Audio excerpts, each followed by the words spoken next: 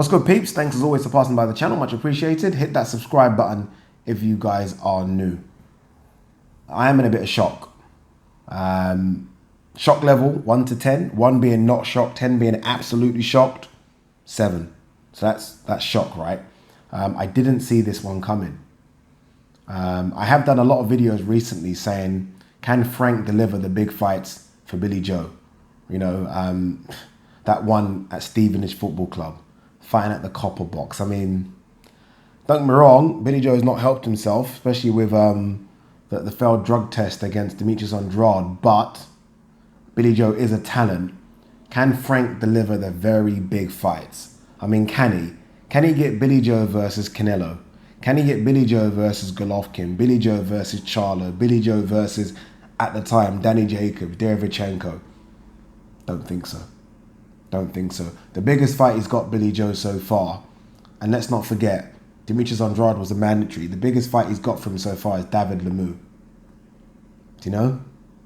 So I can understand the frustration. It's not without trying. I think we all know about the Callum Smith offer, but regardless, it's not about offers. Just give me the big fights. And as good as their relationship is, Billy Joe Saunders has been with him since he turned pro. Can he deliver the very big fights? And he can't. And I think it's a good decision that Billy Joe Saunders has made. It really is. Billy Joe Saunders needs to get his ass back down to 160 and get in that mix. Get in that mix. I just did a video talking about the fact that Demetrius Andrade might fight Canelo and Golovkin might fight Derevchenko. Why is Billy Joe Saunders not within that?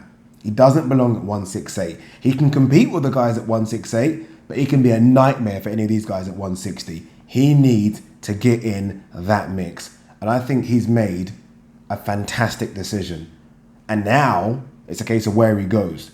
Does he follow Tyson Fury and do a direct relationship with Bob Arum Top Rank? Makes no sense. Makes no sense. Boxing right now clearly has certain promoters for each division. Fact, right? Fact, it does. The man in the middleweight division right now is Eddie Hearn in DAZN. Or it could be Golden Boy in DAZN, but I'd say Eddie Hearn in DAZN. It looks like 2 of Eddie Hearn's middleweight prospects are going to fight Canelo back-to-back. Danny Jacobs got the opportunity in May. It looks like Demetrius Andrade might get the opportunity in October. Eddie Hearn can deliver. He can deliver in the middleweight division, right? And he knows how to promote. I mean, I've not been interested at all with Hughie Fury.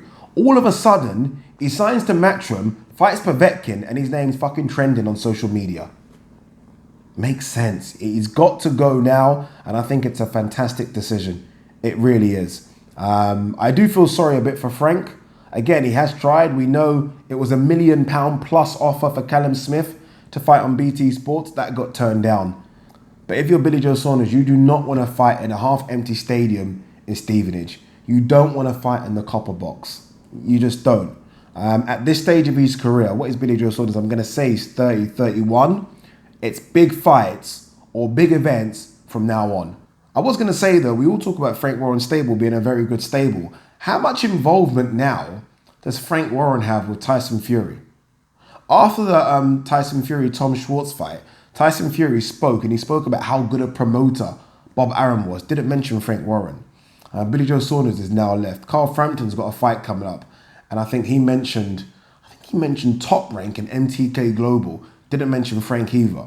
So Frank better be careful and look at the contracts he signed with all these fighters, or he could lose a few. He could lose a few.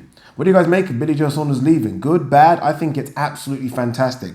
If you think it's bad, you need to leave a reason below, because I don't see how, but I think it's a great move for Billy Joe, and I think it makes sense for him, especially if he does consider coming back down to 160.